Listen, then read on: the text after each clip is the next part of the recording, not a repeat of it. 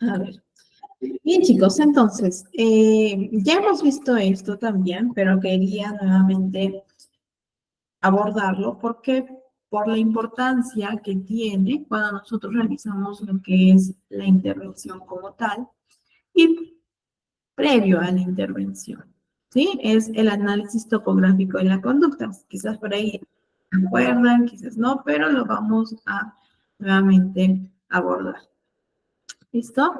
Este análisis topográfico de la conducta, chicos, nos va a permitir identificar qué manifestaciones conductuales está teniendo mi paciente.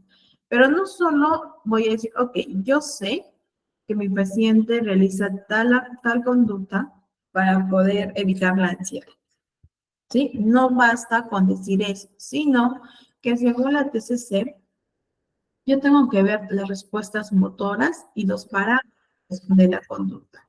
En cuanto a respuestas, vemos el nivel motor, el nivel fisiológico, cognitivo y emocional. El nivel motor hace referencia a las conductas que tiene mi paciente, las conductas observadas. A nivel fisiológico son estas sensaciones que mi paciente siente. Por ejemplo, palpitaciones o el ritmo cardíaco acelerado, sudoración, le quema el estómago, entre otros. ¿Listo? Cognitivo hace referencia a los pensamientos. Por ejemplo, voy a hacer el ridículo, las personas se van a burlar de mí, o me va a pasar lo peor, o le va a pasar lo peor a mi familia, entre otros. Y emocional, pues evidentemente hace referencia a la emocional y los sentimientos, ¿no? En este caso de la ansiedad, lo que predomina es la ansiedad, la tristeza, la angustia, entre otros. Y por otro lado, también es importante que nosotros podamos identificar lo que son los parámetros de la conducta, que es la frecuencia, qué tan frecuente es esta conducta evitativa. Por ejemplo, si yo tengo que ir a exponer en la universidad, qué tan frecuente es que yo evite ir a la exposición. Por ejemplo, ¿no? Yo le puedo decir, o me puedo decir a mí misma, o a mi mamá, o a mi familia, no voy a ir a la universidad porque me siento mal. Me duele la cabeza, me duele el estómago, entre otros. Pero esto en realidad es una conducta evitativa porque quiero evitar sentir la ansiedad cuando esté exponiendo frente a los demás. ¿Sí? Entonces, ¿qué tan frecuente es esta conducta que yo realizo? La duración de la conducta también y finalmente la intensidad de la conducta. ¿Listo? Junto con el análisis topográfico, chicos, vamos a realizar lo que es el análisis funcional de la conducta. Básico, importante en la TCC. ¿Sí? Porque a través de este análisis funcional de la conducta, nos vamos a saber qué es aquello que está sosteniendo la conducta problemática. ¿Qué suceso, qué emoción o qué consigue mi paciente para que esta conducta permanezca? Y pues esta conducta, pues evidentemente es desadaptativa. ¿Listo? Entonces, a través del análisis funcional de la conducta, chicos, yo voy a poder identificar estas variables que influyen en la persona. ¿Sí? También voy a poder formular ciertas hipótesis sobre la conducta problemática.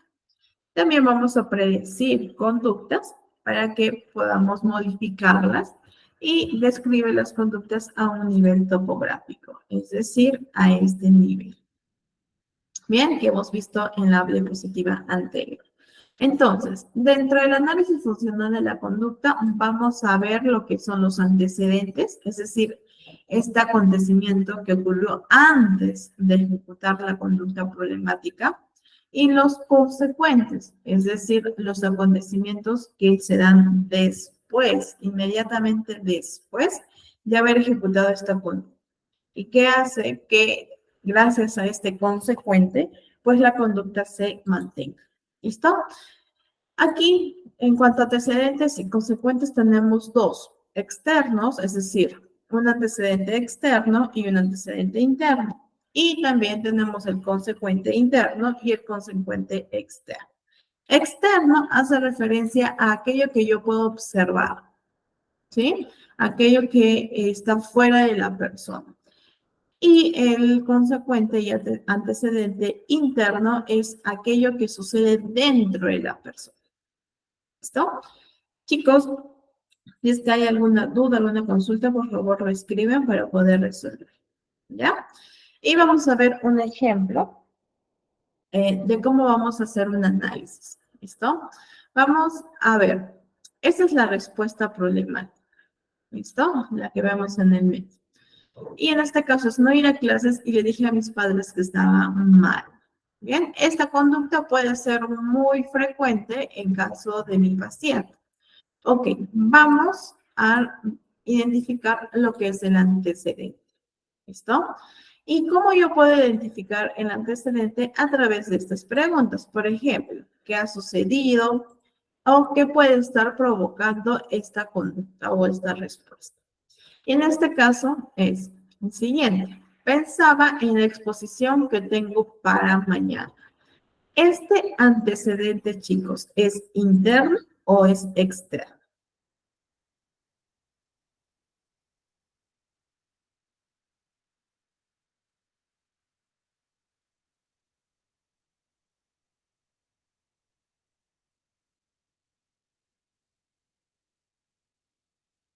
A ver, chicos, les voy a estar por el chat. Este antecedente de pensaba en la exposición que tengo para el día de mañana es un antecedente interno, es decir, este pensamiento está dentro de la persona o es externo. A ver, Sandra nos dice que es interno, Verónica interno, Sabina interno. Perfecto. Es un antecedente interno, ¿cierto? Listo. Hemos identificado qué pasó antes de la conducta problemática. Ahora vamos a identificar el consecuente. ¿Y con qué? Preguntas con las siguientes. ¿Qué pasó después o qué consigue con esto? ¿Listo? ¿Qué consigue mi paciente con no ir a clases y decirles a sus padres que estaba mal? Pues evitar sentir la ansiedad durante la exposición. Este consecuente sería un consecuente interno o sería un consecuente externo.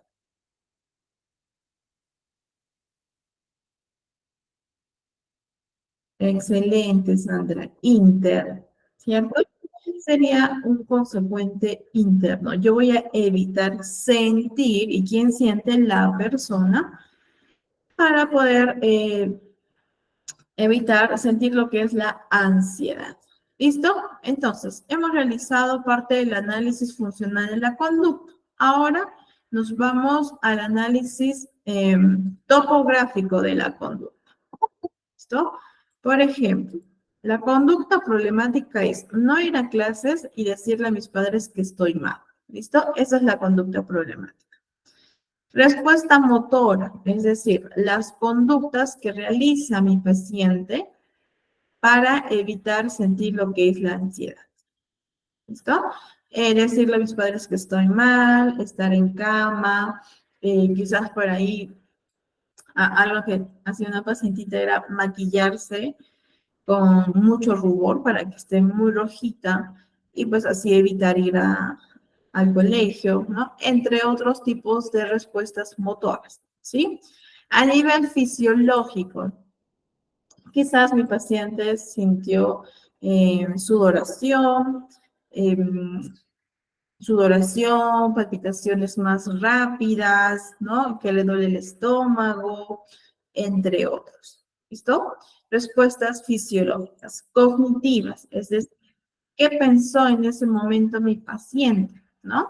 En ese momento pensé que iba a ser el ridículo, que mejor no voy porque las personas se van a burlar, aparte que yo no soy inteligente. Bien, son los pensamientos que mi paciente tiene. Emocional.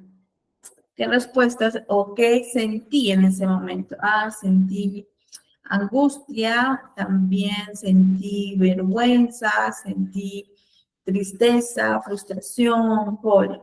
¿Listo? Son las respuestas motoras.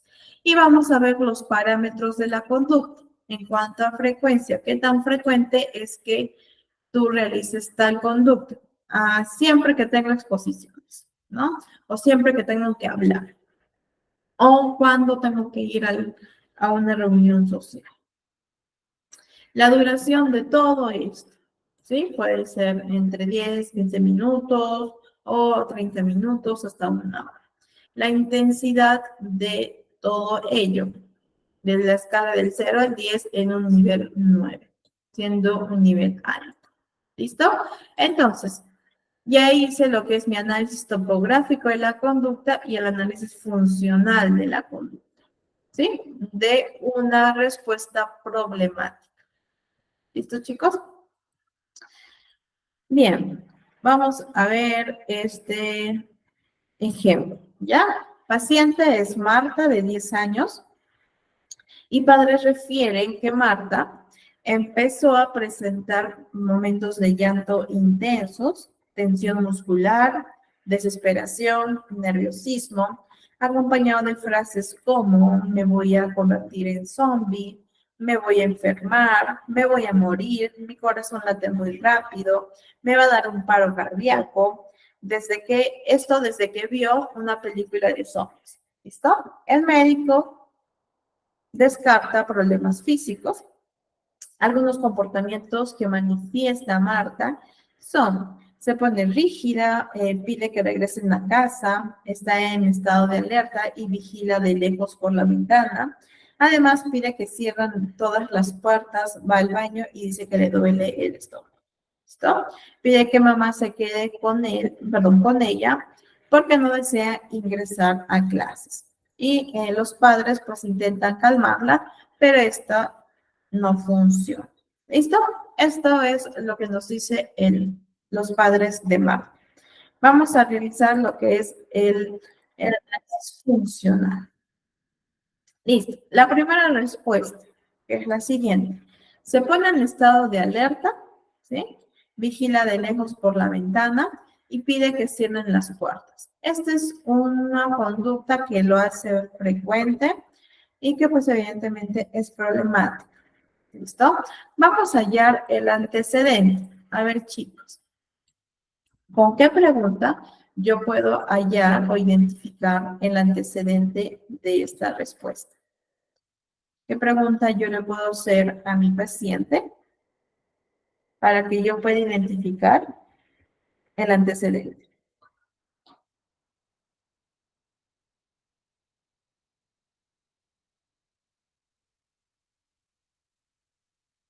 Lo hemos visto en diapositivas anteriores.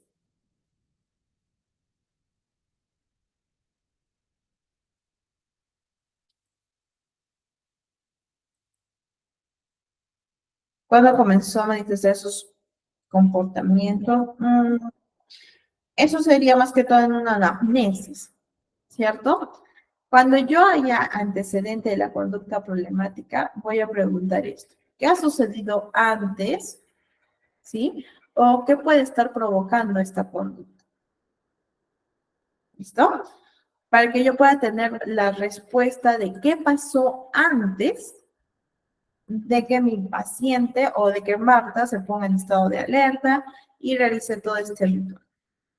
¿Listo? En este caso, ¿qué pasó antes? Escuchó un sonido fuerte de la calle. ¿Listo? Este es el antecedente. Este antecedente sería un antecedente externo o interno.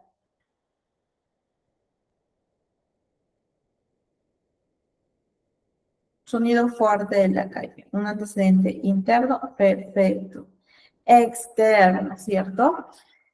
Muy bien, ya hallé el antecedente. Ahora vamos a hallar lo que es el consecuente. ¿Qué preguntas puedo yo realizar para hallar el consecuente?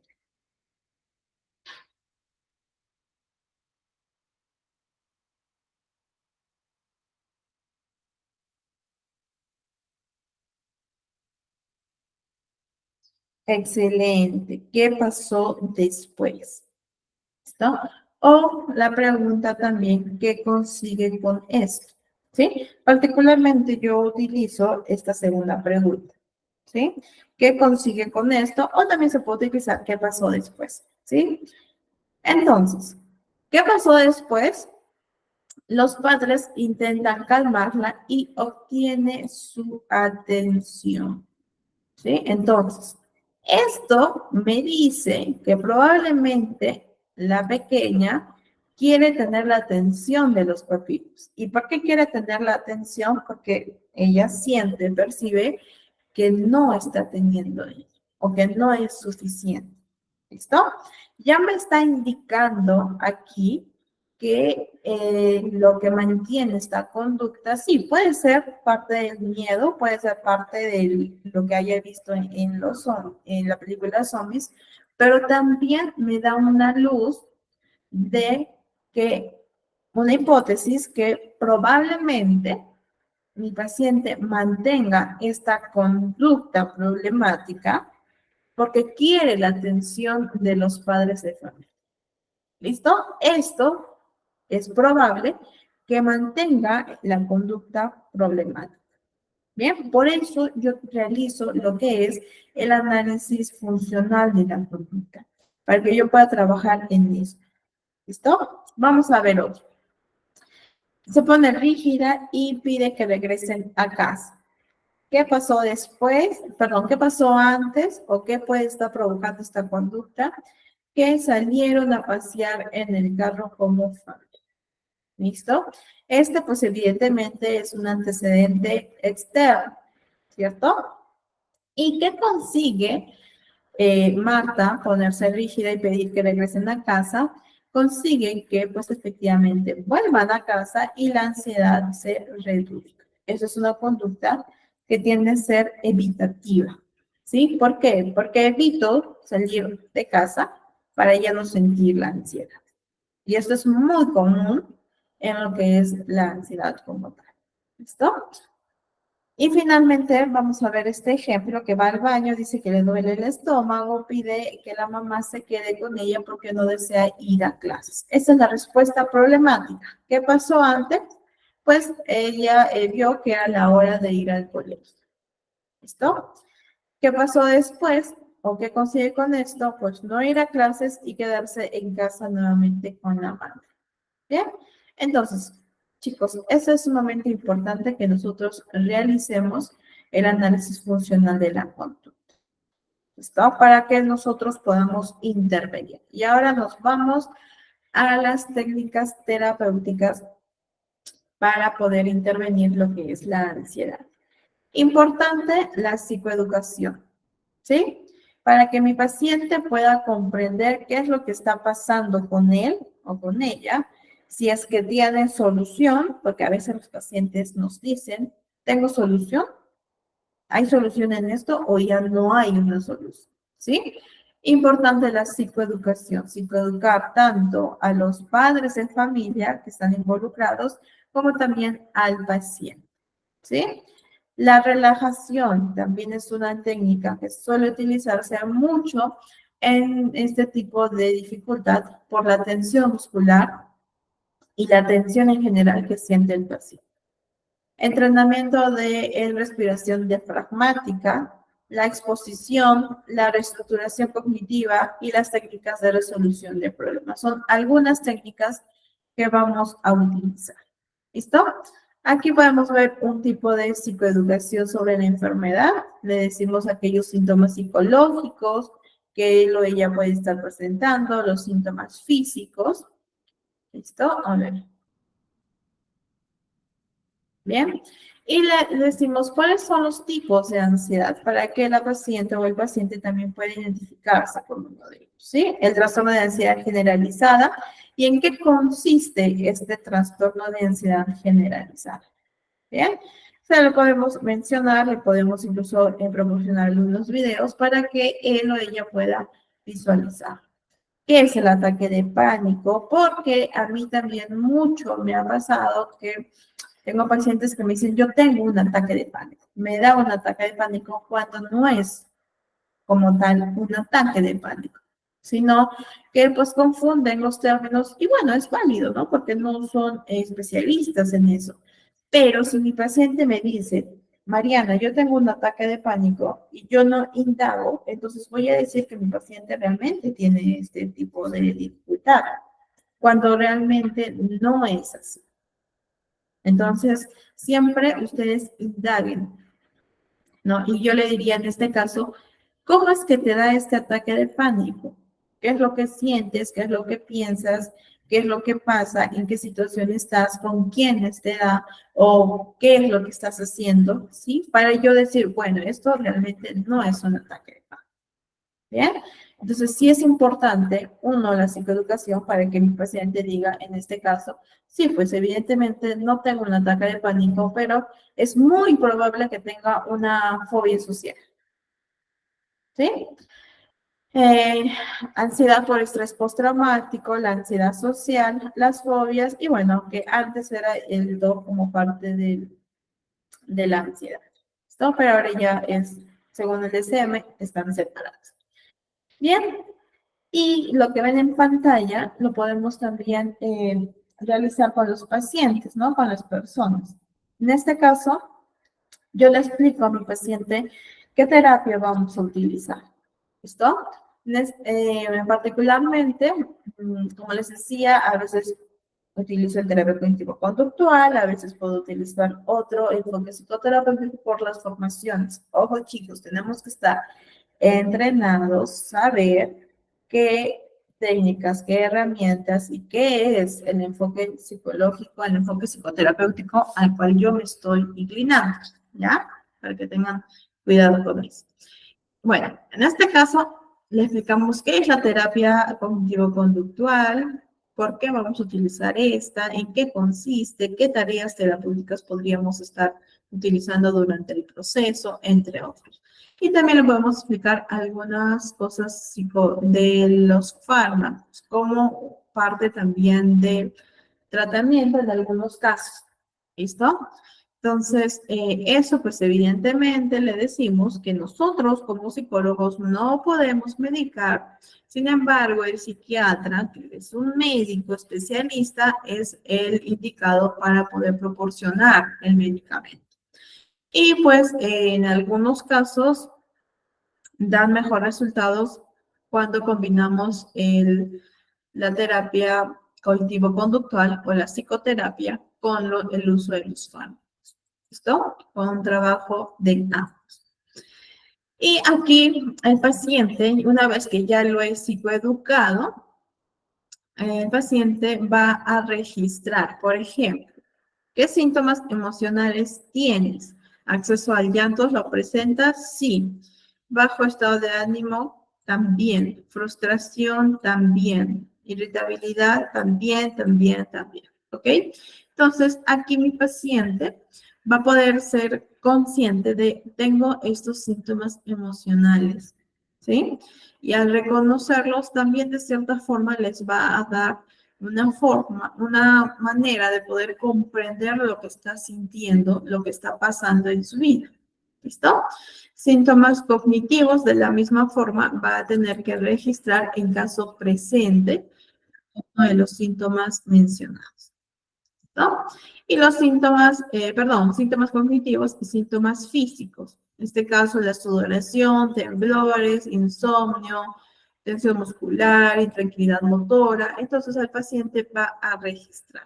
Esa es una forma que nosotros podemos utilizar para psicoeducar a los pacientes. ¿Listo? Importante la psicoeducación, sí. ¿Ya, chicos?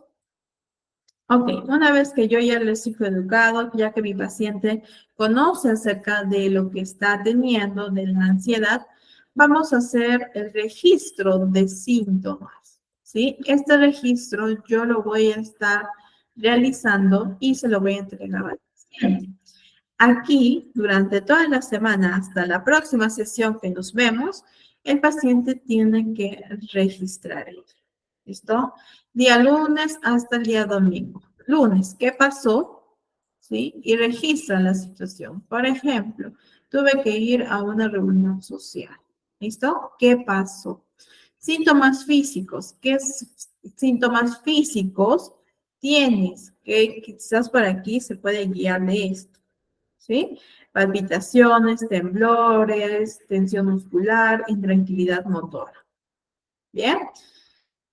Ojo, chicos, acá es importante, si es que yo le dejo este registro de síntomas, es porque yo ya lo he psicoeducado a mi paciente, ¿sí? Porque ¿qué pasa si yo solo le doy este registro? Cuando lo llene, va a decir, oye, ¿qué son? ¿Qué es? ¿O qué significa sobre los síntomas físicos? ¿O qué son los síntomas cognitivos? No tengo ni idea, ¿sí? Entonces, siempre tengan cuidado con eso. Tratemos que las sesiones se asocian, ¿sí? Para poder cumplir el objetivo. ¿Qué síntomas cognitivos tienes? ¿No? Por ejemplo, sensación de irrealidad, me distraigo muy fácilmente, dificultad para pensar con claridad, preocupación persistente, ok, y lo registra. Y síntomas emocionales, llanto, frustración, angustia, tristeza, miedo y constante. Bien, entonces, esto va a ser un registro de síntomas previamente psicoeducado al paciente, ¿ya? Pues esto me va a ayudar a mí como especialista saber qué síntomas y qué situación está haciendo que mi paciente presente tales síntomas. ¿Listo?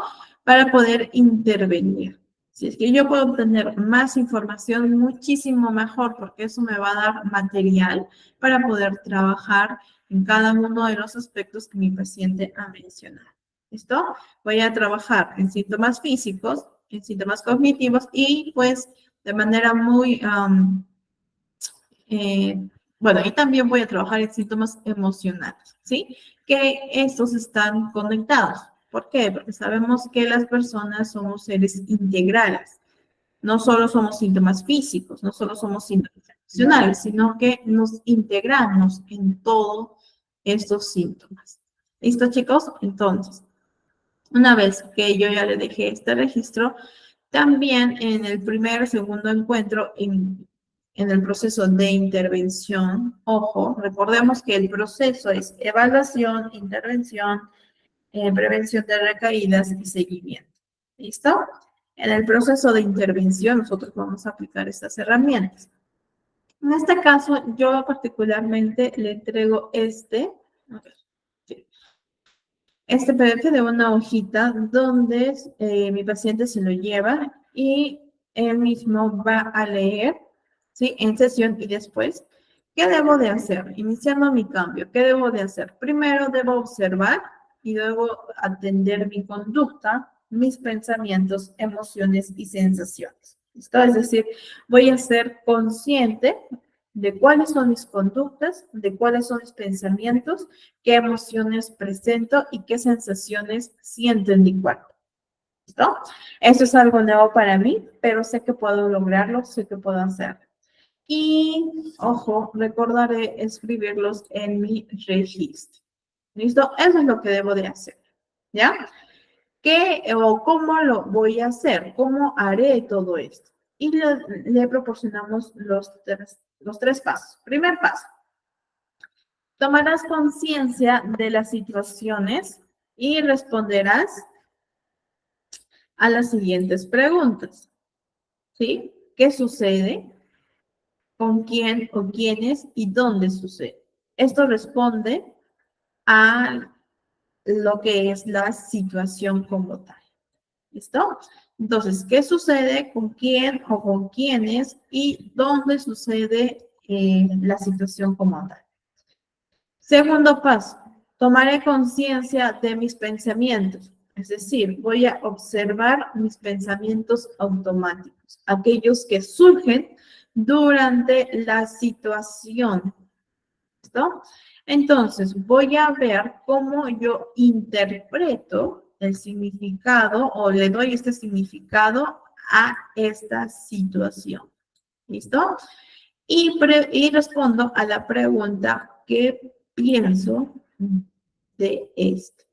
¿Sí? Del primer paso. Tercer paso, tomarás conciencia de tus emociones y sensaciones.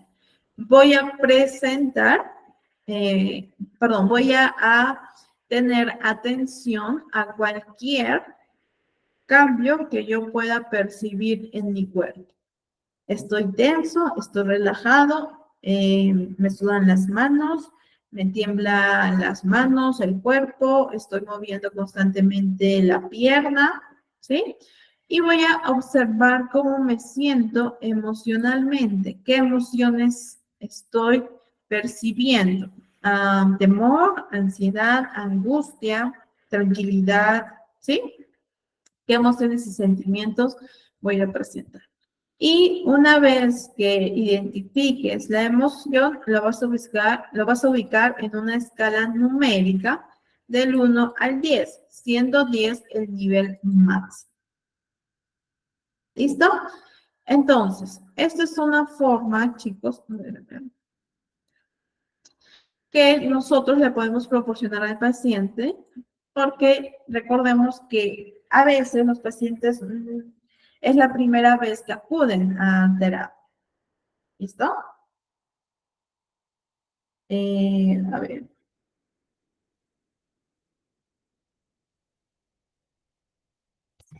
Sí, esto, Alexander y Carolina, recordemos, y para volver nuevamente a comentarlo, con relación a los fármacos, le corresponde solamente a psiquiatría. Es el médico especializado que ellos o ellas solo pueden realizar lo que es el medicamento.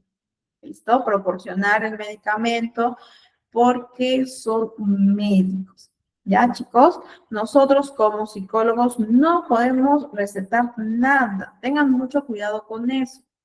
¿Ya? Nosotros realizamos lo que es la psicoterapia como tal, no el tratamiento farmacológico, no está dentro de nuestras funciones. ¿Ya, chicos? Entonces, fármacos es solamente para el área de psiquiatría.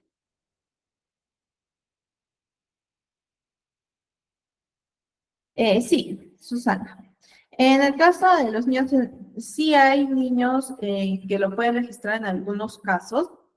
No sé si han llevado el curso también de terapia cognitivo-conductual en niños y adolescentes.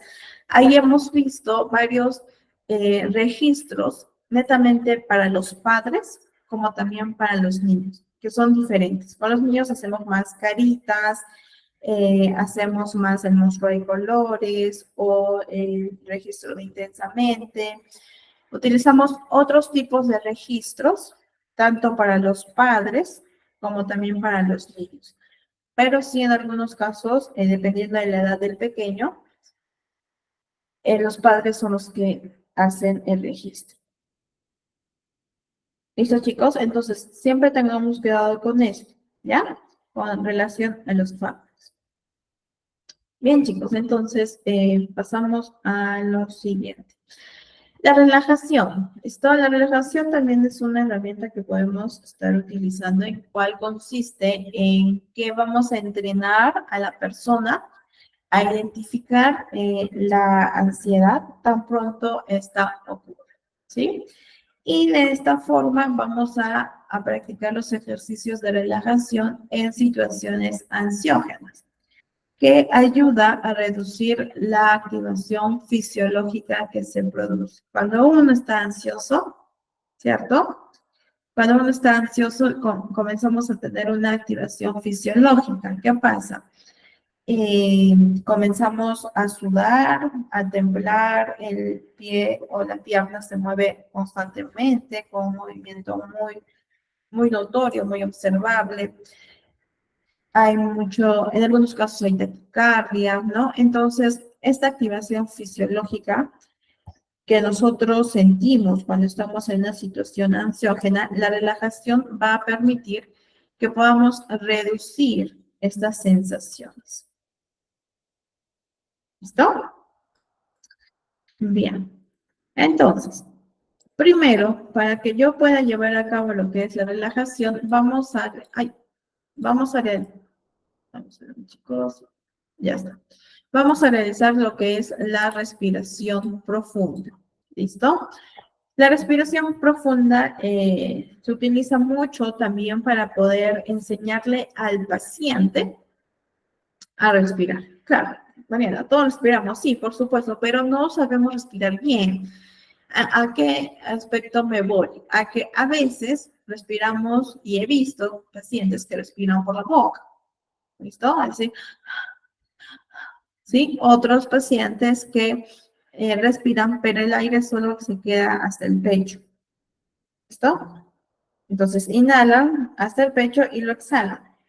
Bien, entonces, yo le voy a enseñar a mi paciente a realizar una respiración profunda, ¿sí? Entonces, lo puedo hacer tumbado sobre la espalda o lo puedo hacer sentado, ¿ya?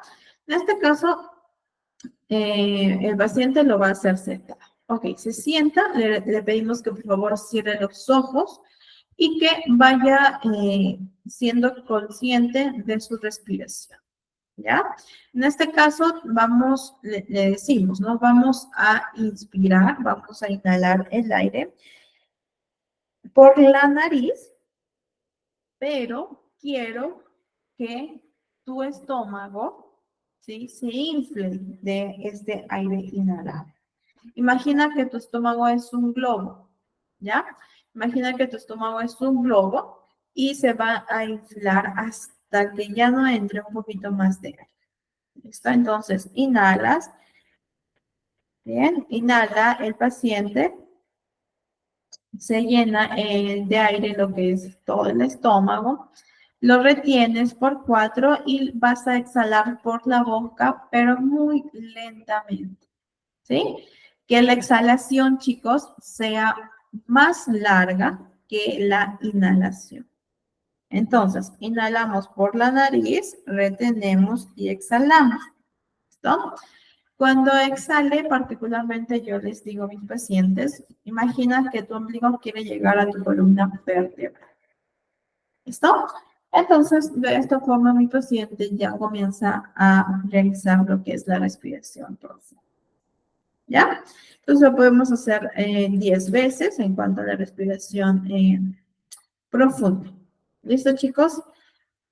De esta forma nosotros lo realizamos. A ver. Ok, aquí está.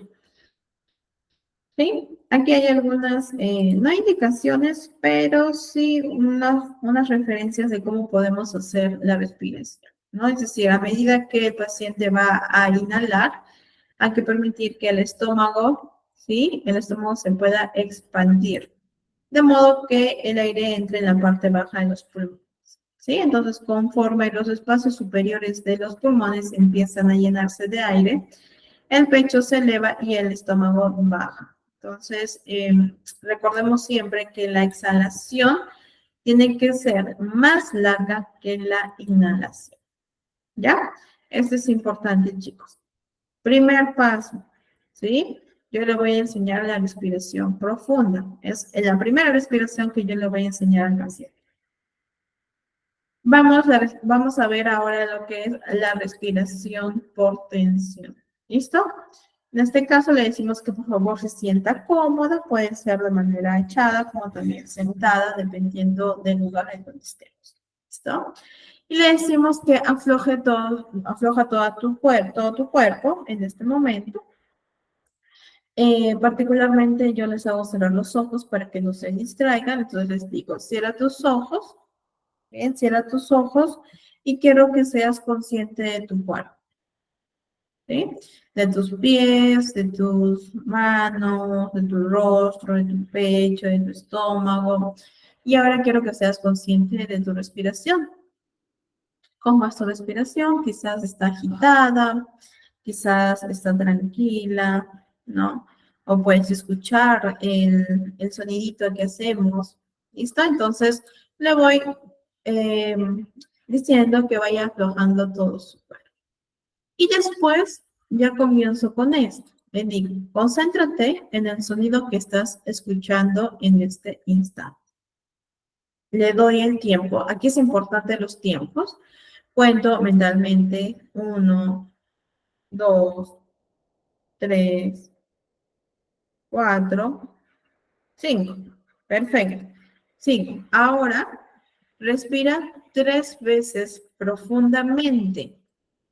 Ojo, 3 veces profundamente. Yo ya le enseñé esta respiración antes, ¿ya? Por eso les decía que primero es, primero es la respiración profunda.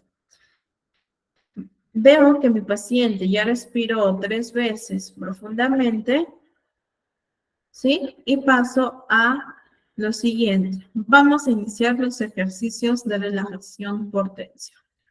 Te voy a pedir que por favor te concentres en los músculos de tus manos y que hagas un puño con ambas manos.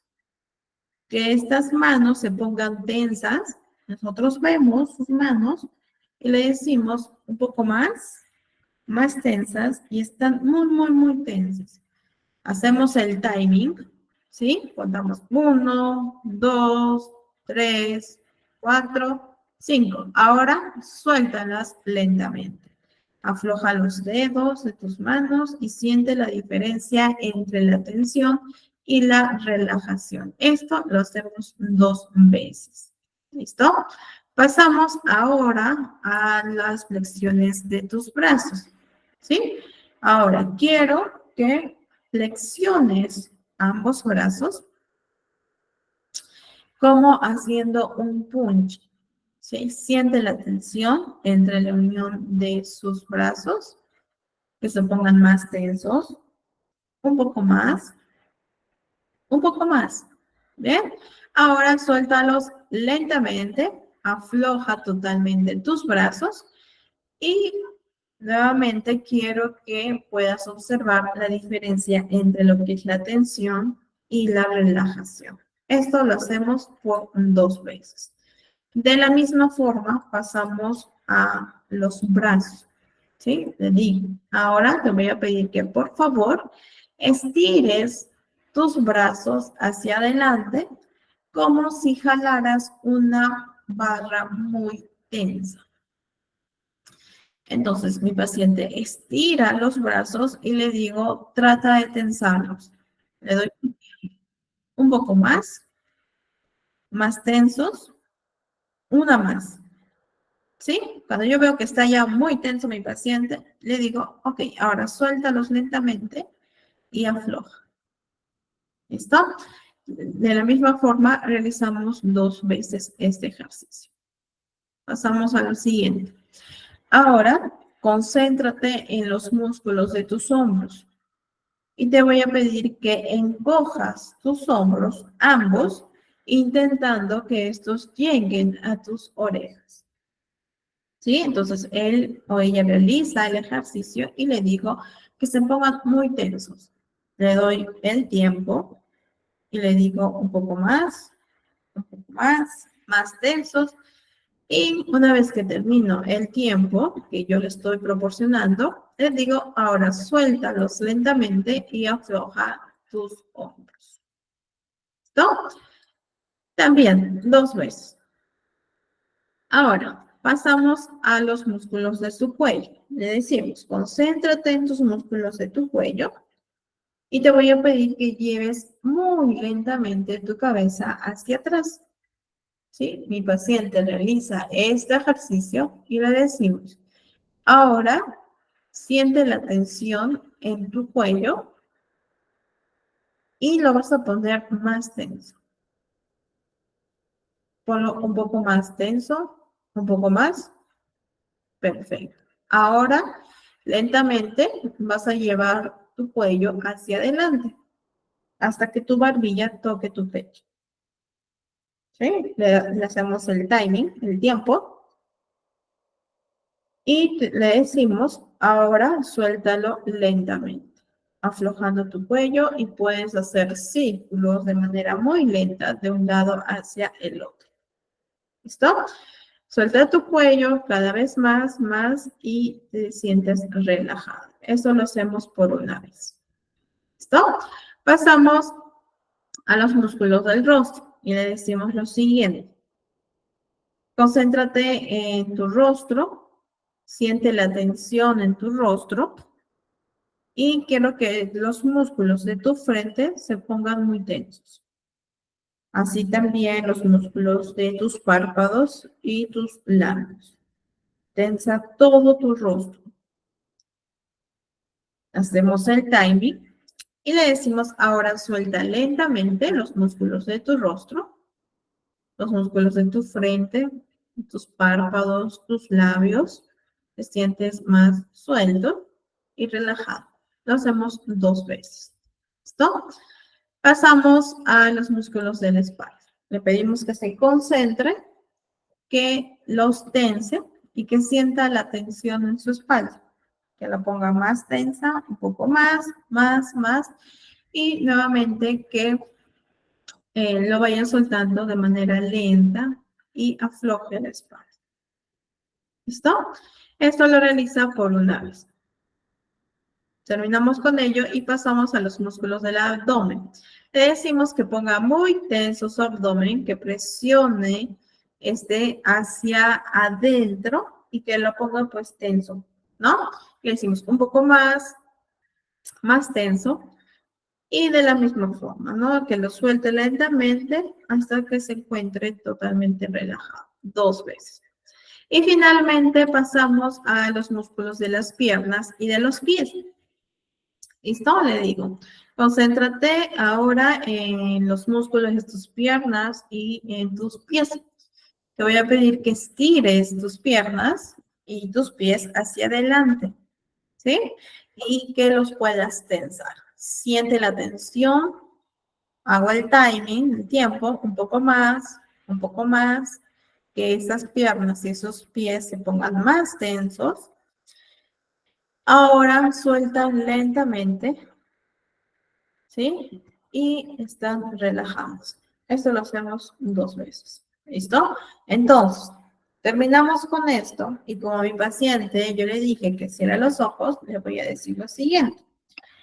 Voy a contar del 1 al 10 y por cada número que vaya subiendo, vas a intentar relajarte cada vez más. ¿Listo? Entonces cuento. 1, 2, suéltate más. 3, relaja aquella parte que aún sienta tensión. 4, 5, te sientes más suelto. 6, te sientes relajado. 7, 8, más y más relajado. 9 y 10, totalmente relajado y suelto.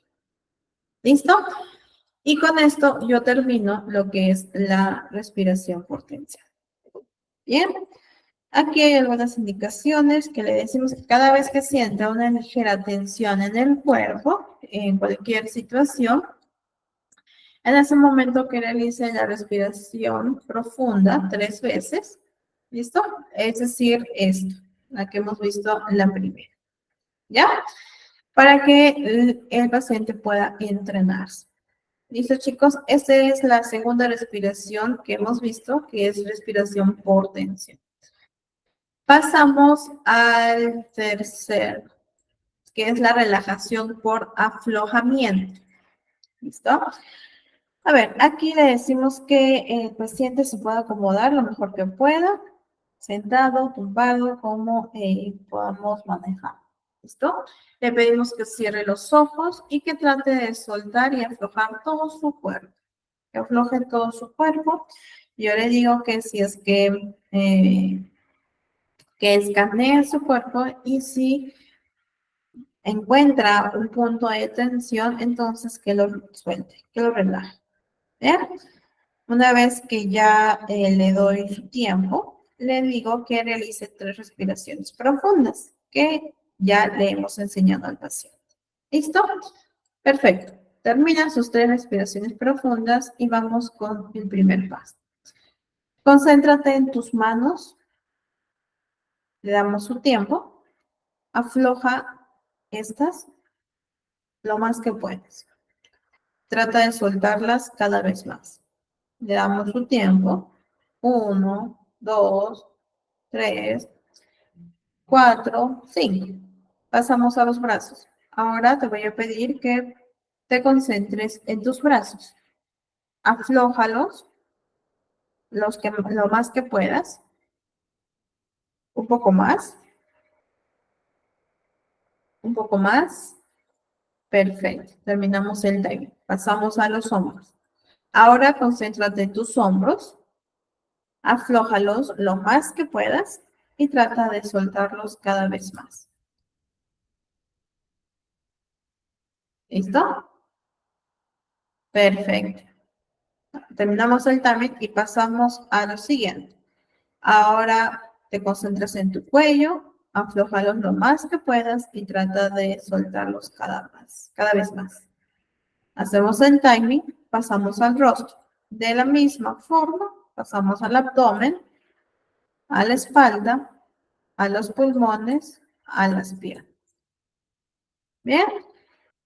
Entonces, trabajamos con todo esto y el mismo procedimiento. Le digo lo siguiente. Ahora, voy a contar del 1 al 10 y en la medida que vaya contando, usted va a aflojar sus músculos, ¿sí?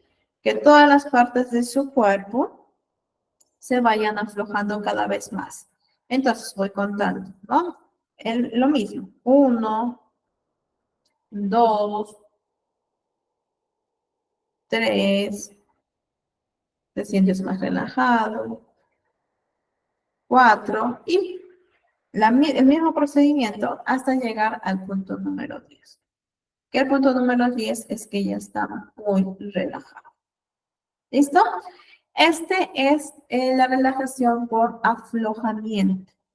¿Bien? Y otra herramienta que utilizamos es la imaginación. ¿Listo?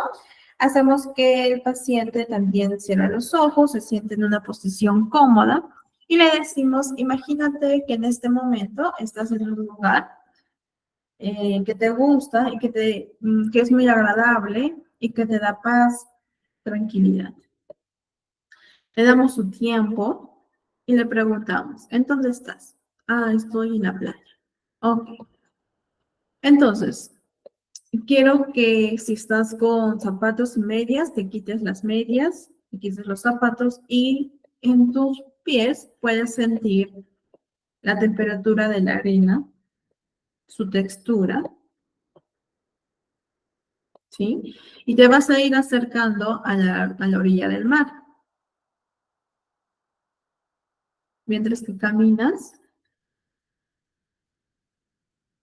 puedes sentir el sonido de las olas, te sientes tranquila, sientes tus pies tocando la arena, sientes como el aire roza por tu rostro, por tus brazos, por tu abdomen, por tus piernas, ¿sí? Entonces, yo le voy a hacer una imaginación utilizando los 5 sentidos, ¿sí? Observa, ¿sí? Observa el mar, observa la arena, ¿sí? Siente, escucha, ¿sí? Huele, y por ahí saborea. ¿Bien? Entonces, yo voy a realizar esta imaginación usando todos los sentidos posibles. ¿Listo? Entonces, le decimos lo siguiente. Cada vez más y más te sientes relajada, más, un poco más, realizando toda la imaginación que yo voy a estar utilizando en la playa. ¿Listo? Y después le decimos que cuando ya hemos terminado todo el ejercicio, realice 3 respiraciones profundas y que abra los ojos cuando él o ella se sienta tranquilo. ¿Listo? Cuando lo vea oportuno. Le decimos que califique su estado de relajación, siendo 10 muy relajado y 1 nada. Entonces, el paciente lo va a calificar. ¿Listo? Ya, chicos, estas son las respiraciones que según la TCC utilizamos. ¿Ya? Perfecto. A ver. Ya hemos visto esta, tensión, aflojamiento y nos vamos a lo que es la terapia de exposición. ¿Listo? Que es otro. ¿Cuál es el proceso? ¿Cómo es esto? Primero, vamos a informar al paciente las probables respuestas de ansiedad durante la exposición. Si mi paciente tiene miedo, por ejemplo, a las cucarachas, ¿sí? Entonces, yo le voy a decir algunas posibilidades de respuestas que él podría tener. ¿Listo? De ansiedad. Paso número 2. Vamos a aproximar al paciente a un estímulo, al estímulo fóbico, ¿sí? O a este estímulo que le genera ansiedad. Primero de manera simbólica y después de manera real.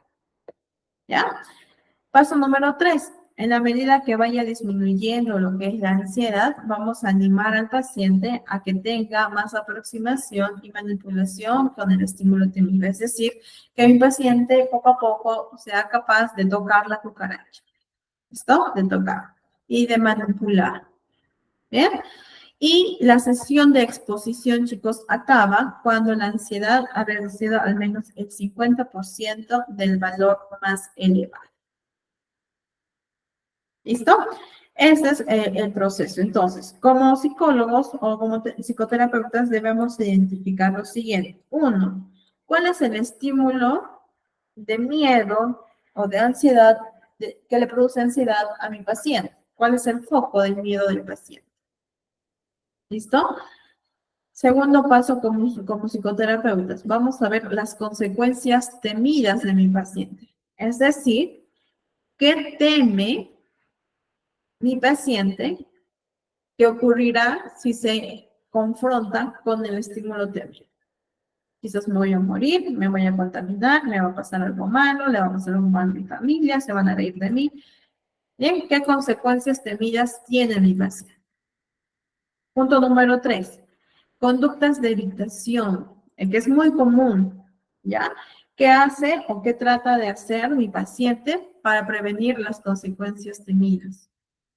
Tengo una exposición, como les decía. Entonces, tengo una conducta de evitación, no voy a ir, no voy a ir. ¿Ya? Paso número 4. Desencadenantes de la ansiedad. Identificar qué le está causando la ansiedad. Personas, algunos contextos, algunas situaciones que se asocian con el estímulo temido, ¿sí? Y que pues desencadenan las respuestas propias de la ansiedad. ¿Listo?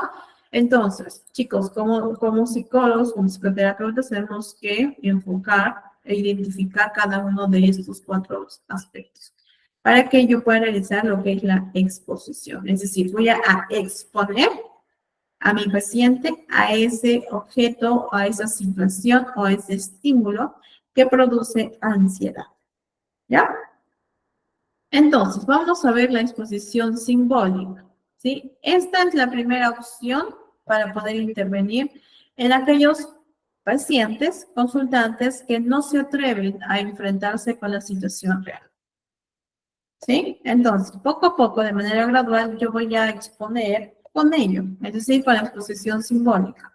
¿A través de qué? A través de representaciones mentales, como la imaginación, a través de recursos visuales, como imágenes, dibujos, fotos, a través de estímulos auditivos, sonidos grabados, o a través también de la realidad virtual. ¿Listo? Yo realizo una exposición simbólica. Si un paciente tiene miedo a las arañas y le produce ansiedad o fobia, entonces primero le voy a mostrar una imagen o un dibujo, ¿no? Que es menos real. Un dibujo, después fotos o imágenes. Después le voy a exponer a videos que pueda observar. Después a representaciones mentales, donde voy a guiarlo para que pueda observar lo que es la araña. Y quizás por ahí también podríamos utilizar lo que es la realidad virtual, ¿sí? Como primer paso para poder realizar lo que es la exposición en vivo, ¿sí? Y esta exposición ya en vivo consiste en que mi paciente va a tomar contacto directo con el estímulo temido, ¿sí? Entonces, esto pues evidentemente le va a provocar un alto nivel de ansiedad, ¿sí? Y pues en algunos casos se denomina lo que es la inundación, ¿sí? Cuando nosotros le decimos al paciente que va a tener contacto con el estímulo temido, ¿sí? De manera muy directa. Es decir, previamente no ha tenido ningún otro tipo de exposición simbólica, ¿ya? Bueno, realmente yo no realizo esto, sino lo hago de manera gradual, ¿ya? Entonces, ¿cuáles son las indicaciones para la exposición en vivo? Primero, la persona debe mantenerse en contacto con la situación que le produce ansiedad, aún a pesar de que haya una elevada ansiedad.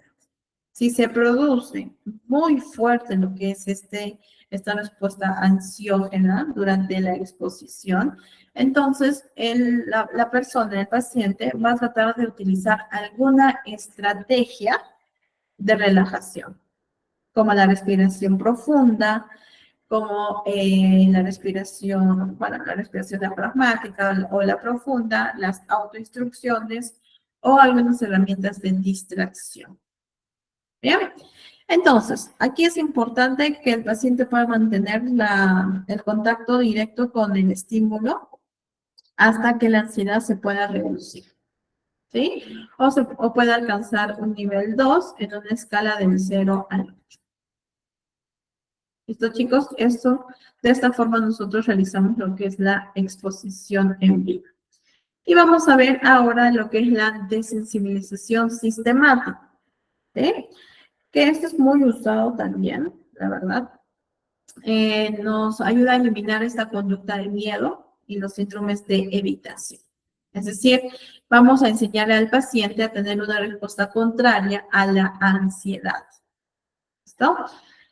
¿Cuál es el procedimiento? Primer paso, vamos a hacer que mi paciente llegue a un estado de relajación. ¿Listo? Vamos a ayudarlo a que se relaje. Una vez que ya esté en un estado de relajación, le decimos lo siguiente. Visualiza la escena, ¿sí?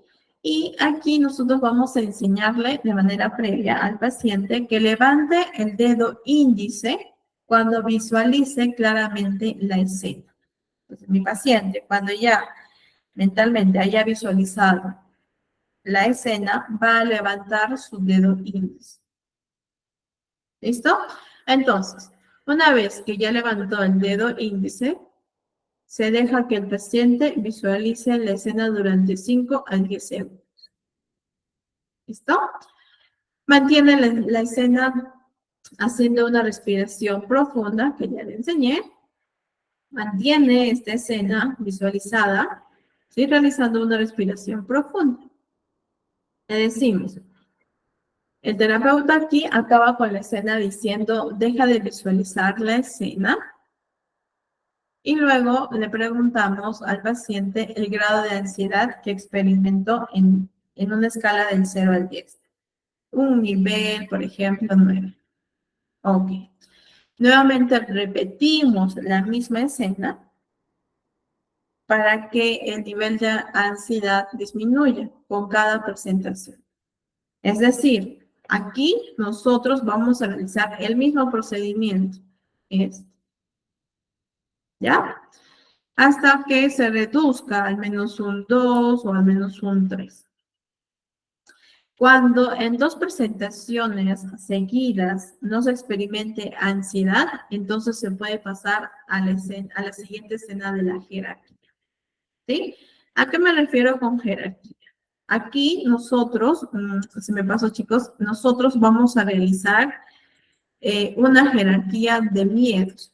Por ejemplo, a ver, tengo miedo a los doctores, a la ambulancia, a todo lo que tenga que ver con el hospital. Ok. Entonces, vamos a hacer, le voy a pedir a mi paciente que realice una lista de todo lo que tiene miedo. ¿Sí? Primero tiene miedo a las ambulancias, a las inyecciones, tiene miedo al hospital como tal, ¿sí? A la intervención quirúrgica, de repente, tiene miedo quizás a los enfermeros, ¿sí? Entonces mi paciente le dice todo una lista. Y después le voy a decir, le voy a solicitar que pueda realizar su jerarquía, ¿sí? Siendo 10 el mínimo y el 100 el máximo, el miedo más fuerte que tenga. Ok, ambulancias tiene un 30% de miedo. Ok. Inyecciones, sí.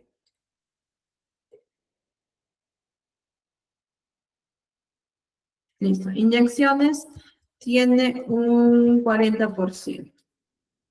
En cuanto a hospital, estar en el hospital y todo eso, tiene un 50%.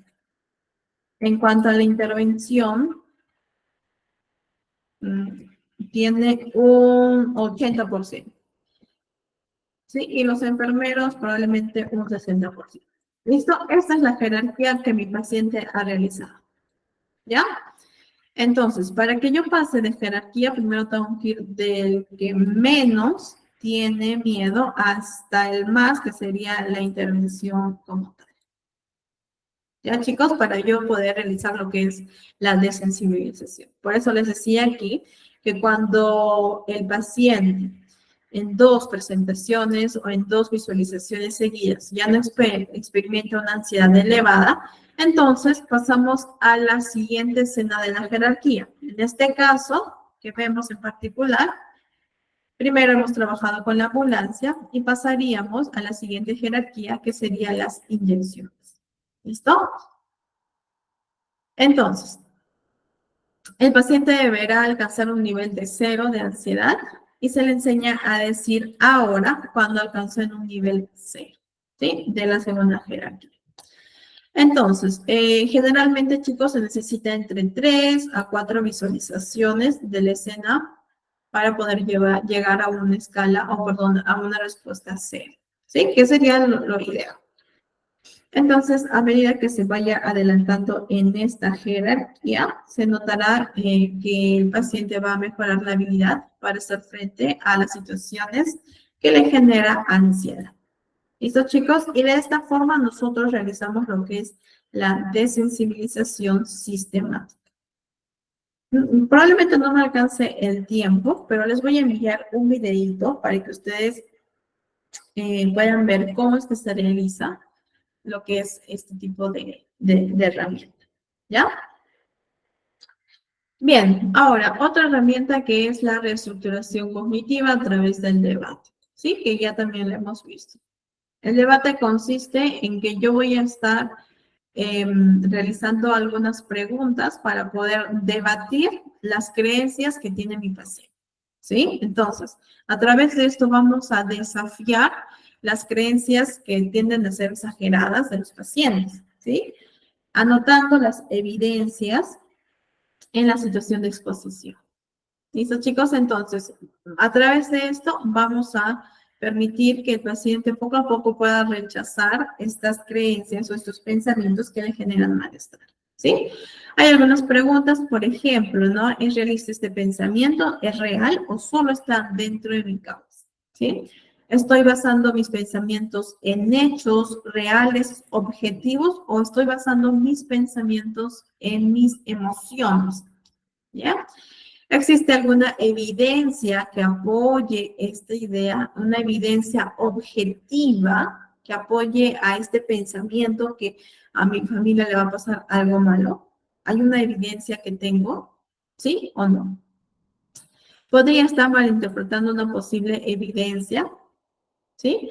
Entonces, a raíz del debate que nosotros vamos a estar realizando, el paciente poco a poco va a ir rechazando estas ideas irracionales que le provocan malestar o que en este caso le provocan ansiedad. ¿Está? Aquí abajo, acá. Vamos a ver un ejemplo, ¿ya? Para que yo realice lo que es el debate necesitamos lo que es el registro, ¿sí? En este caso, el registro de la ansiedad durante el tratamiento. El paciente va a registrar lo que es la situación, el pensamiento, la emoción, la conducta y el pensamiento alternativo cuando ya realizó lo que es el debate. Vamos a ver este ejemplo, ¿ya? Mi amigo me invitó a una reunión con su familia. Esa es la situación. Pensamiento, ¿qué pensé en ese momento? Seguro que me voy a sentir incómodo, voy a tartamudear y moriré de vergüenza. ¿Listo? Este es el pensamiento. Emoción, ansiedad en un nivel 8, preocupación en un nivel 9. La conducta. Le digo a mi amigo que no podré ir porque estaré ocupado. Una conducta evitativa. Pensamiento alternativo. Estaré con mi amigo y su familia es amable. No sucederá nada terrible y tampoco tengo evidencia de que algo malo va a pasar. ¿Sí? Aquí podemos incrementar lo que son alternativas de solución. ¿Listo? Para que mi paciente llegue a este pensamiento alternativo, va a tener que realizar un debate, ¿no? Y aquí tenemos algunos ejemplos de preguntas. Por ejemplo, ¿es realista este pensamiento? ¿Es realista que seguro te vas a equivocar, que seguro vas a sentirte incómodo y que vas a tartamudear y que vas a morir todavía de vergüenza? ¿Es realista? Y le preguntamos, ¿alguna vez alguien se murió de vergüenza? Porque es lo que él ha registrado, ¿cierto? ¿Estoy basando mis pensamientos en hechos o en sentimientos? ¿Hay alguna evidencia que apoye este pensamiento? ¿Podría estar malinterpretando una posible evidencia? ¿Conoces a alguien que nunca se haya equivocado en nada? ¿Qué pasa si me equivoco contestando preguntas en el profe? ¿No? Que sería para este ejemplo.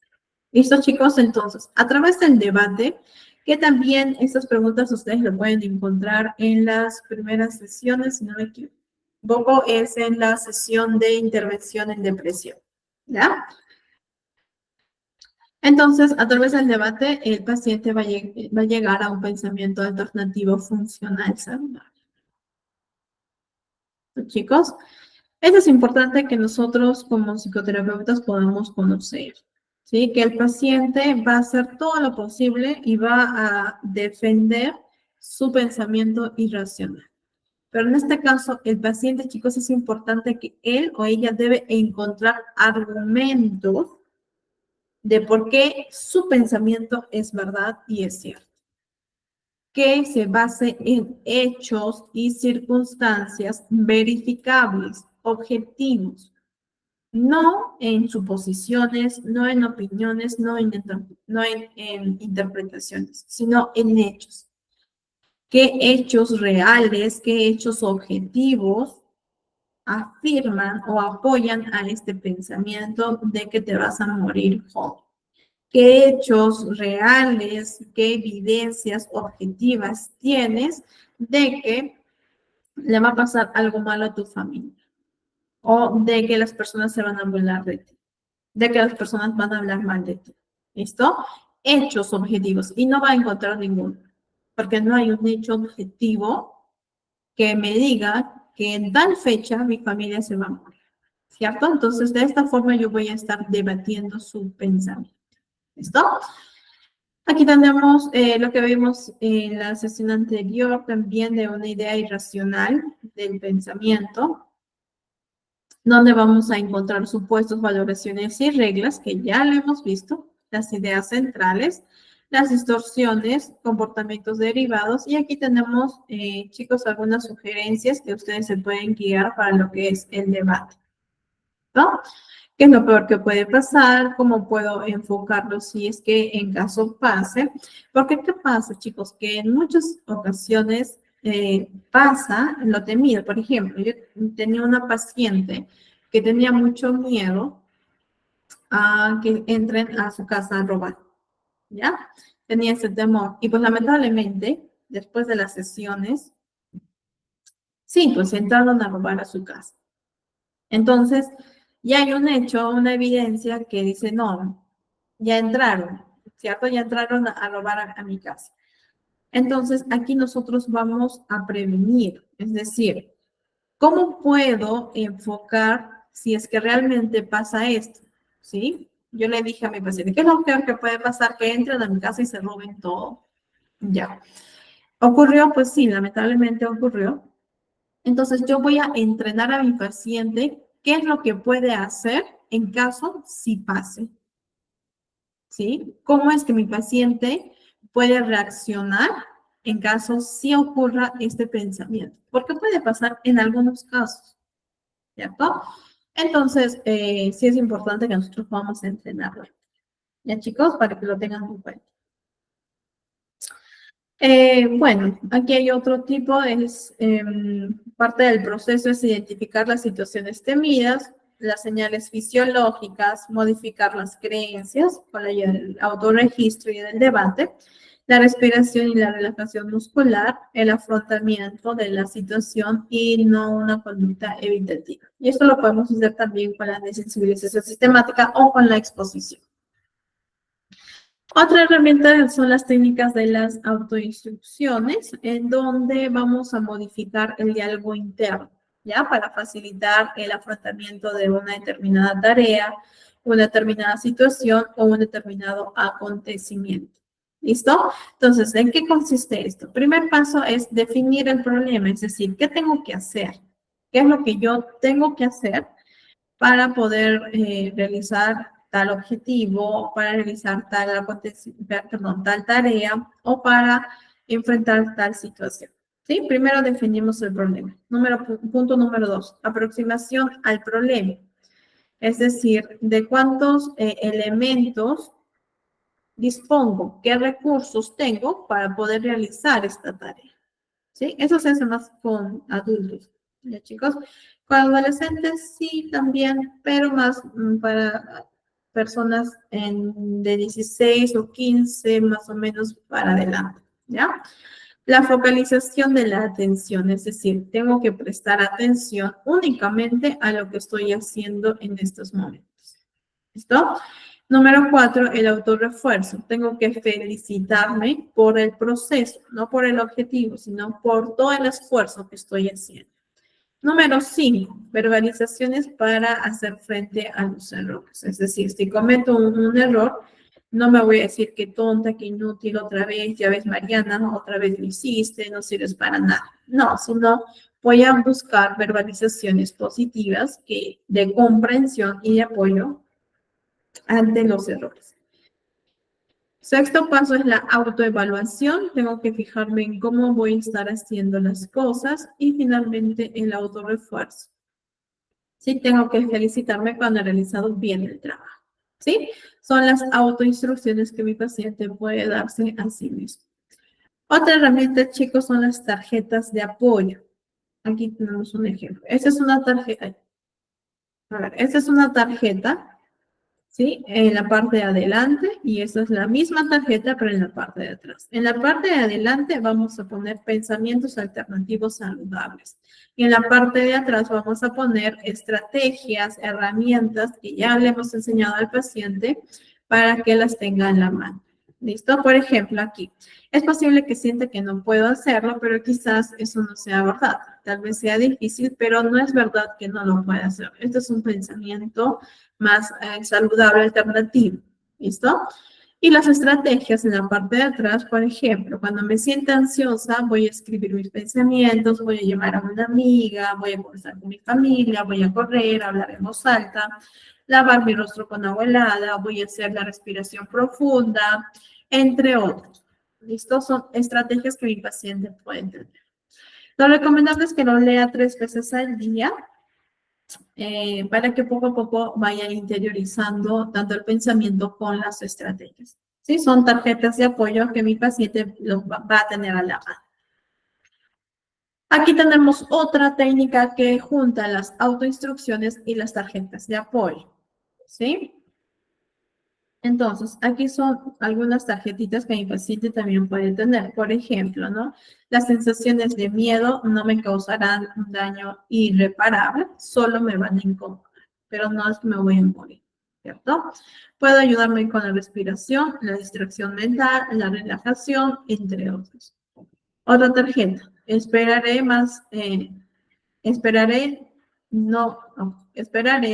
no me adelantaré a los hechos. ¿Listo? Son tarjetas de apoyo con autoinstrucciones.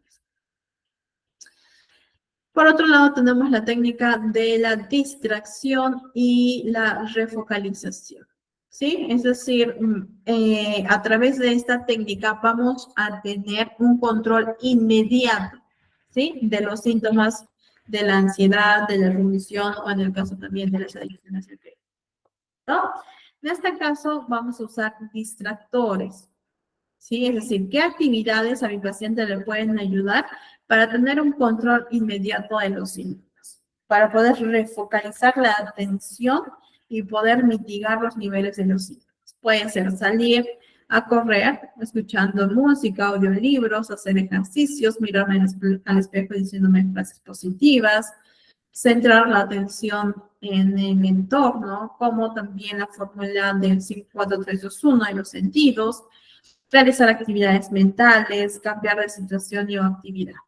¿Listo? Entonces mi paciente va a identificar qué actividades pueden ayudarle a poder refocalizar la atención desde el foco que genera los síntomas hacia otro estímulo externo para poder tener un control inmediato de lo que son los síntomas de la ansiedad. ¿Listo? La técnica de distracción. También es importante, chicos, identificar los pensamientos pesimistas y catastróficos, ¿sí? Pensamiento, aquí está. Ok, vamos acá. Pensamiento pesimista, ¿ya? Si mi jefe me pregunta sobre algo que no sé, puedo creer que no estoy capacitada, o puede creer que no estoy capacitada para el puesto, y quizás me despida del trabajo. Esa es una preocupación perjudicial. ¿Cierto? Es un pensamiento pesimista.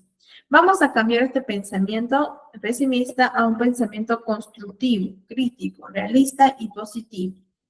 Entonces, pasamos al segundo pensamiento. No tengo la obligación de saberlo todo. Nadie puede saber todo, ¿cierto? Además, ya he pasado hace más de un año la prueba de selección y he demostrado eficacia en mi trabajo. Un error no puede acabar con mi trabajo. Bien, entonces pasamos de un pensamiento pesimista a un pensamiento constructivo. ¿Listo? Esto es lo que se busca. Bien, entonces, mi paciente puede hacer este pensamiento y que lo cambie a un pensamiento adaptativo. Ok, y terminamos con esto, ¿ya? Las preocupaciones afuera es otra técnica, es otra técnica para poder trabajar lo que es la ansiedad. Vamos a responder a estas preguntas. ¿Cómo me está afectando el hecho de preocuparme? ¿Sí? Mi paciente va a tener que identificar todos, tanto en pensamientos, emociones, en conductas, con sus relaciones interpersonales, con su relación amorosa, con su relación familiar, entre otros. ¿Cómo le está afectando? ¿Sí? Y mi paciente tiene que pasar a esta pregunta. ¿Qué puedo hacer aquí y ahora, ¿sí? En mi presente, para poder acabar con esta preocupación? ¿Sí? ¿Qué puedo hacer yo ahorita? Ahorita que estoy dictando clases, ¿qué puedo hacer para yo acabar con mi preocupación? ¿Sí? ¿Qué es lo que yo puedo hacer? Entonces mi paciente va a registrar sus alternativas. ¿Listo? Ahora, cuando las preocupaciones suelen aparecer, uno podemos detener el pensamiento con las autoafirmaciones, por ejemplo, ¿no? Ahora estoy dictando clases, no es el momento de preocuparme, tengo que dar o voy a dar lo posible de mí para que las personas puedan comprender. Ahora no es el momento de preocuparme. ¿Listo? Detengo mi pensamiento con esta autoafirmación. Después, identifico el pensamiento. Voy a anotar en una hoja los pensamientos que tengo. Termino mi sesión. Anoto todos los pensamientos que tengo en una hojita, ¿sí? Y voy a reemplazar esos pensamientos en soluciones. Y me pregunto, ¿qué puedo hacer ahorita? ¿Qué puedo hacer ahora para poder solucionar este pensamiento? Para poder solucionar quizás una situación en particular. ¿Listo? Entonces, las preocupaciones no las voy a guardar en mi mente, sino que las voy a canalizar a través de la escritura y a través de buscar soluciones alternativas. ¿Listo, chicos? Entonces, Aquí tenemos algunas herramientas que podemos utilizar para lo que es la ansiedad. Les voy a estar enviando un video, un link de un videíto para que ustedes vean cómo se hace la desensibilización sistemática, que es muy usada también en este tipo de casos. ¿Listo, chicos? A ver, aquí hay una pregunta. Ah, bien, ahí tenemos que ser muy sutil, ¿sí? Primero, ver qué preguntas a mi paciente le está generando un rechazo, ¿no? Porque ahí podemos crear una barrera muy fuerte para poder llevar a cabo lo que es el proceso de terapia, ¿cierto? Entonces, ¿qué preguntas vamos a utilizar con esta paciente en particular? Tenemos que ver eso, ¿sí? Y detrás de esta sensibilidad también es porque ha habido una historia, probablemente donde ella o él se ha sentido muy juzgado o ridiculizado le han hecho creer o le han dicho de manera directa que porque sus emociones no son válidas, ¿sí? Entonces, uno tenemos que indagar ello, ¿sí? Indagar toda la historia porque por algo es sensible, ¿sí? Puede haber algún tipo de herencia genética, sí, pero también recordemos que la personalidad está hecho también o conforme por lo que es el carácter. Entonces, en este caso tenemos que ver qué es lo que ha pasado, qué experiencias ha tenido esta persona para poder desarrollar o potenciar la sensibilidad. En este caso, lo primero que tenemos que hacer, y lo que ya les comentaba en la sesión anterior, es validar las emociones. ¿Sí? Valida sus emociones, sus sentimientos. ¿Sí? Entiendo que te sientas así, respeto mucho tus emociones, valida tus emociones porque es algo que tú estás experimentando en cuanto emocionalmente. ¿Listo? También podemos explicar nuestra intención, en algunos casos, muy sutilmente. ¿Bien? Tenemos que tener una escucha muy activa, donde nosotros vamos a permitir al paciente que pueda expresar completamente sus emociones y que no se sienta juzgado por nosotros, ¿sí? Y prestar atención a lo que está diciendo y mostrar este interés genuino. Evidentemente tenemos que evitar todo lo que son juicios, tenemos que evitar críticas, cualquier tipo de comentario que pueda ser de carácter juzgador, ¿sí? Aquí también tenemos que revisar mucho lo que son las flexiones de voz, ¿no? El tono de voz, mantener un tono quizás neutral, un tono dependiendo de la persona y de la situación o lo que está expresando. ¿Sí? Y este tono tiene que estar enfocado a la comprensión, que comprende, ¿sí? Eh, buscar soluciones también constructivas. Entonces, si es que en ese momento yo no puedo cuestionar no estamos cuestionando sus emociones, jamás vamos a cuestionar las emociones de las personas. Vamos a validar, pero vamos a cuestionar sus pensamientos, chicos, ¿sí? Que es totalmente distinto. ¿Sí? Yo voy a cuestionar un pensamiento irracional. Si mi paciente me dice que le va a pasar algo malo a su familia y que sí o sí le va a pasar, es un pensamiento irracional, ¿cierto? Es un pensamiento que no tiene evidencia de que sí o sí va a pasar. ¿Ya, chicos? Eso es lo que nosotros vamos a cuestionar. La emoción jamás. Yo siempre he tratado de ver esta idea, de aplicarla en mis sesiones, de validar la emoción, porque es lo que está sintiendo la otra persona. Quizás yo no hubiera sentido lo mismo, o quizás me hubiera sentido peor, ¿sí? Y no me gustaría que invaliden mi emoción. ¿Sí, chicos? Entonces, ahí tenemos que tener en claro la diferencia. ¿Ya, chicos? No, Ana Caro, yo realmente no lo haría porque tenemos que ver el nivel de madurez que tienen las personas. ¿no? Y en niños muy pequeñitos,